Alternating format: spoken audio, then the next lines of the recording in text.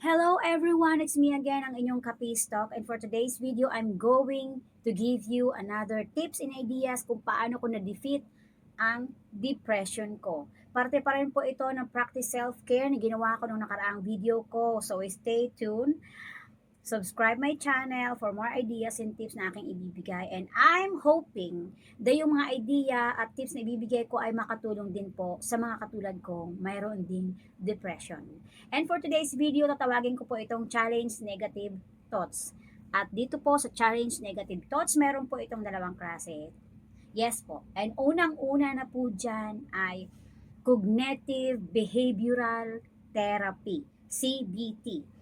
Ito po yung therapist na pwede kang matulungan para ma-identify and ma-challenge or challenge negative thoughts pattern. So, very important po ito na na pumunta kayo sa inyong doktor nang masabi nila sa inyo, nang masabi ng doktor sa inyo step by step kung ano po ang gagawin ninyo, kung paano ninyo isi-segue ang mga bagay-bagay para hindi kayo makapag-isip ng hindi maganda sa araw-araw ng inyong pamumuhay. Kasi traidor talaga yung depression.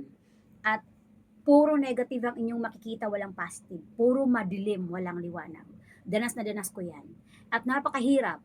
Lalo na yung matinding trauma ka, hindi mo talaga malaman kung anong gagawin. Pangalawa po, ito po ay tinatawag kong practice gratitude. Yes, practice gratitude means reflect on things you thankful for each day. Isipin niyo po yung mga bagay na kailangan niyong ipagpasalamat kung bakit hanggang ngayon kayo po ay nabubuhay at magbigay ng pasalamat sa mga small things na inyong natatanggap as a blessing sa araw-araw. Like yung mga small na kaligayahan. Like, gumraduate yung anak mo, na i-survive mo mag-isa, thank you Lord, nalampasan ko to. Mga small things na makakapagpaligaya sa iyo. Thank you, Lord. May pagkain ako ngayon. Thank you, Lord.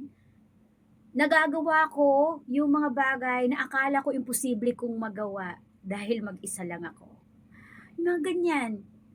Tingnan mo yung mga magagandang bagay na nangyayari sa buhay mo. Hindi yung mga bagay na walang patutunguhan. 'Di ba? So, guys, sana po sa mga katulad kong may depression, wag po kayo mawala ng pag-asa. Magdasal po kayo palagi at lahat po yan malalampasan ninyo. Tiwala lang.